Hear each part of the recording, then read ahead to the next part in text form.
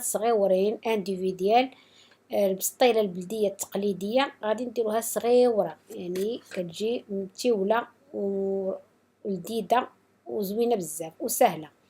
غادي نبداو ان شاء الله بالمقادير اللي هي: عندي الدجاج، غادي ناخذ غير واحد صدير ديال الدجاج مع الكبيده والقانصه، وعندي واحد 3 البصلات مشلطين، عندي المعدنوس مقطع، وعندي في العطريه الملح والابزار والخرقوم بطبيعه الحال والزعفران الحر، وعندي زيت الزيتون. كناخذ دابا داك الدجاج اللي عندي، نتوما غادي ديروا الكميه اللي عجبكم. انا درت غير ستر، يعني ما غاديش ندير بزاف، راكم شفتوا. غادي نديرو في الطنيجره، غادي ندير شويه البصله معاهم، شويه ديال المعدنوس والزيت كذلك، واحد 4 كاس. يعني داكشي اللي غيطيب ليا فيه الدجاج. من بعد هاد البصله عاد نطيبها في الاخر هي والمعدنوس.